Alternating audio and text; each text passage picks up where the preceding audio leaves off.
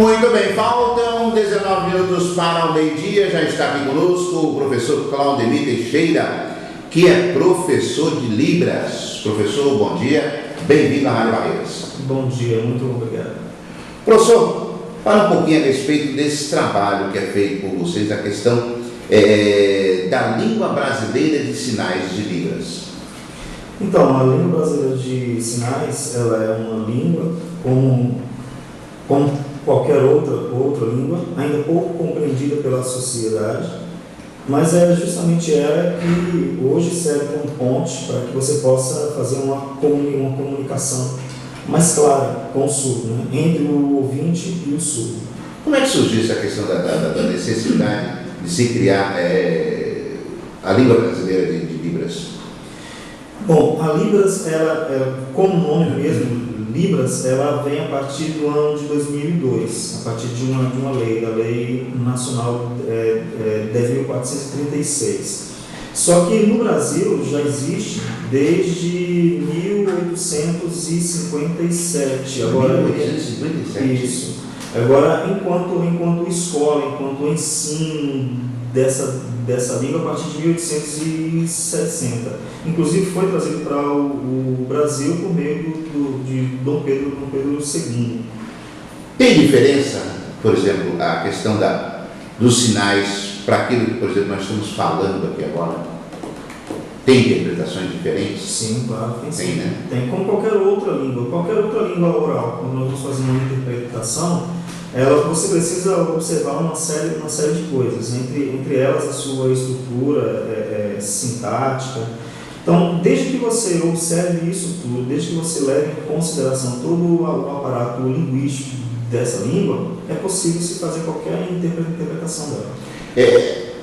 Por exemplo, pessoas surdas que utilizam mais a questão mudas também do sinal de Libras. Tem dificuldade no aprendizado, professor? A pessoa que é portadora de uma necessidade especial, ela sente dificuldade em aprender os sinais? Bom, o que a gente tem observado, segundo aquilo que a gente tem lido, a pessoa surda, ela tem sim dificuldade, só que isso, como eu havia dito, é somente em detrimento à língua mesmo, apenas a questão linguística. Quando a criança surda, ela aprende, quando ela tem uma estimulação precoce em língua de sinais, os registros mostram que ela tem, durante todo o período de aprendizagem, o mesmo desenvolvimento que uma criança ouvinte, desde que se utilize aqui a língua de sinais. A dificuldade é muito grande, por exemplo, para quem utiliza, quem tem o seu portador de necessidade especial, e, por exemplo, vai às compras, vai ao comércio, nós estamos no dia a dia, quando ele pode ser surdo, seguro, mas fisicamente uma pessoa normal, só essa dificuldade na questão da fala e da surdez. É difícil hoje em dia, o comércio hoje em dia, na parte comercial, o comércio não está preparado para receber essas pessoas, porque ela vai, por exemplo, ela quer um aparelho, ela vai gesticular através de sinais de língua o que ela quer, se aquela coisa não estiver ali à sua exposição. Bom, como qualquer pessoa com necessidades especiais, é necessário realmente essa atenção às pessoas com deficiência auditiva, sobretudo aqui estamos falando das pessoas surdas. Aí a gente tem uma diferença entre deficientes auditivos e surdos. Quanto às pessoas surdas, a gente verifica realmente uma dificuldade muito grande de acesso a vários estabelecimentos comerciais e repartições públicas, justamente pelo fato, inclusive bancos também, pelo fato das pessoas que estão lá fazendo esse atendimento, boa parte delas, ainda não saberem se comunicar. Não tem conhecimento nenhum, né? Então até um choque quando chega a pessoa perto e ela começa a fazer sinais. Sim, muito sim. Agora, os surdos, eles têm uma particularidade muito interessante, que como a comunicação ela é toda visual, gestual, apesar da pessoa ali, ouvinte, não saber a língua, ela começa a se comunicar com gestos, que a gente chama de gestos soltos, essas mímicas e tal, o surdo ainda assim consegue identificar algumas coisas, então ele consegue estabelecer uma certa comunicação primária. E muitas vezes até a própria escrita. Então, alguém escreve, mostra para o surdo, aqueles que sabem ler, né, também leem e estabelecem então uma pequena comunicação. Mas a falta da língua de sinais é realmente um empecilho para uma série de ações que qualquer outra pessoa poderia estar desempenhando. A escola pública, professor, está preparada para receber esse aluno? Tanto a escola pública como também a escola particular, para ensinar esses alunos? Bom, existe um esforço muito grande do MEC. Antigamente era a Secretaria de Educação Especial, hoje é um departamento dentro do MEC que cuida disso. Existe uma série de programas a nível nacional voltados para isso, né? Hoje várias escolas têm atendido a um programa nacional onde dentro das escolas você tem a chamada sala de recurso multifuncional, onde funciona o atendimento educacional especializado. Juntamente a isso, você tem ainda a oferta dos chamados profissionais tradutores intérpretes, os TIOs, né? Tradutores intérpretes de Libras em língua de sinais mesmo dentro das salas. Então, apesar de isso ser algo bastante recente, a gente tem visto que as escolas têm sim buscado essas informações, cursos, têm buscado se orientar quanto a esse atendimento, mas ainda tem sido bastante deficiente. A gente entende que isso é uma caminhada. Quanto tempo leva uma pessoa, por exemplo, uma pessoa especial que necessita realmente aprender a língua de sinais e uma pessoa, vamos dizer assim, normal, comum, que não tem nenhuma necessidade especial, mas que quer aprender a língua? Qual a diferença de tempo de aprendizagem? Bom, para uma pessoa surda, a gente costuma falar que existe uma aquisição, que seria o contato desse surdo com uma outra pessoa surda, não propriamente passando por um período de ensino, mas sim de contato, de interação, onde então ele vai adquirindo esses sinais, ele vai então compreendendo uma série de questões ali então envolvidas, e então ele vai internalizando esses sinais e o aprendizado então decorre de maneira muito rápida. Em relação às pessoas ouvintes, agora voltando aqui ainda ao surdo, depende muito também da idade dele. Que se ele adquire esses sinais tardiamente, isso dificulta muito mais tanto a interação dele no ambiente escolar, com todos os espaços sociais, quanto também há uma outra dificuldade que é aqueles surdos que aprenderam gestos caseiros, gestos ali em casa, da família criou, para tentar se comunicar. Quanto mais tardio é esse aprendizado da Libras, mais difícil é para que ele deixe esses sinais caseiros e então aprenda ali a língua de sinais. Quanto às pessoas ouvintes, a gente costuma falar que num curso básico, aproximadamente 60 horas, você já consegue se comunicar com o surdo. Evidentemente com uma série de dificuldades, mas quando você, ali no curso básico, você aprende alguns sinais elementares e ainda o alfabeto humano manual, você já consegue se comunicar. Mas a gente diz que seria entre um curso de 120 a 180 horas, no mínimo, para que você consiga se comunicar de maneira bem fluente com o surdo. Por exemplo, hoje as escolas de Barreiras, tanto particulares como públicas, estão supridas nessa necessidade, tem número suficiente de professores de Libra para atender essa demanda? Você é verdade de intérpretes? Intérpretes na escola, essas coisas?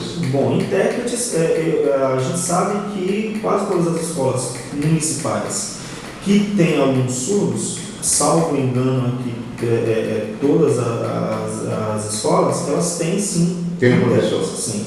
Eu não sei hoje se tem alguma escola do município que não tenha, né? Isso, mas eles têm um programa que tem trazido às escolas profissionais intérpretes justamente poder atender esses surdos.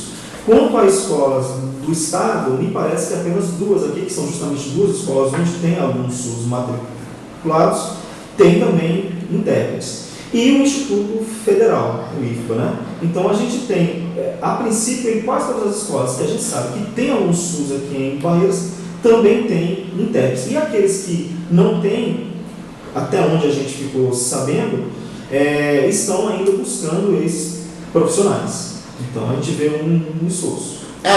Por exemplo, a língua brasileira de sinais, Libras, é única no mundo todo ou, infelizmente, cada país tem uma interpretação com relação a Libras? E a dificuldade que você tem aquele que aprende sinais de Libra no Brasil e vai para a Europa ou para outros países da América do Sul, tem um choque de sinais, professor? Então, a gente tem, na verdade, línguas de sinais. O mundo todo tem. Cada país ele tem a sua e ainda existe variações, como qualquer outra variação dialetal, você encontra variações regionais também.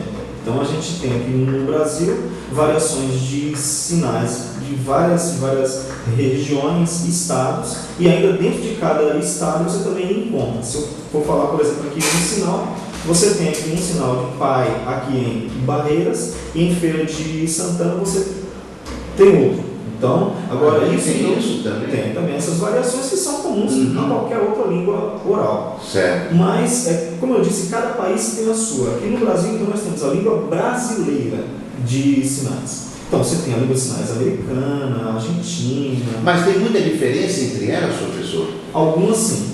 Uma coisa assim que realmente você tem necessidade especial, mas circula livremente, quer viajar e você pode, de repente, se barrar com essas limitações de uma língua para outra? Olha, a língua de sinais brasileira, ou língua brasileira de sinais, ela é originada da língua de sinais francesa. Né? Então, quando veio o professor de SUS para o Brasil, a convite de Dom Pedro II, em 1857, ele veio e ficou aqui um tempo no Brasil, ajudou então a fundar a primeira escola, e hoje nós temos o Instituto Nacional de Educação do SUS lá no Rio de Janeiro, que ainda existe, que é o INES, né? E depois, quando ele saiu daqui, ele foi para o México. Você tem então aqui influências dessa mesma língua de sinais francesa, que foi uma das primeiras do mundo, a língua de sinais francesa, a língua de sinais espanhola. Você tem influências dela tanto na França, como é a língua mãe, Brasil, Espanha, Argentina e Estados Unidos. Se você for verificar, tanto no alfabeto manual quanto nos sinais, a gente encontra muitas semelhanças. Quem vê um filme americano onde tem algum surdo, consegue identificar alguns sinais. Já outros países não. Há alguns países que têm sim uma diferença muito grande. Mas surdos brasileiros e de outros países conseguem se interagir muito bem. E aí eu volto naquela questão que eu havia falado antes. Em casa, as famílias criam aqueles sinais, aqueles gestos, né? Gestos caseiros.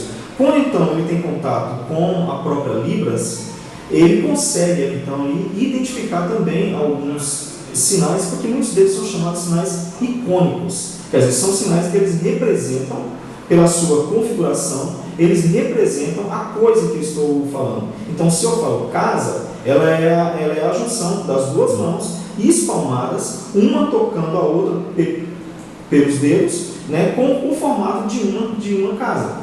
Então, você encontra vários sinais no mundo todo que são também icônicos. Então, é muito fácil, você consegue verificar muitos surdos conseguindo se interagir. O professor Claudemir Teixeira, com relação à inclusão social, é necessário, o senhor vê como interessante a inclusão, por exemplo, em atos públicos de um intérprete. Nós temos uma cerimônia na Câmara, na Prefeitura, mas ali tem um intérprete já com o discurso do prefeito, da autoridade, e ele poder passar isso para aquelas pessoas que de repente estão ali e que são deficientes, têm essa necessidade especial. Com toda certeza, inclusive. É uma lei federal, a Lei 10.098, chamada Lei de Acessibilidade, que também prevê isso. O Decreto 5.626, do ano de 2005, também estabelece isso. E nós temos hoje, salvo engano, é uma lei, é um projeto de lei da Câmara Municipal de Vereadores, né?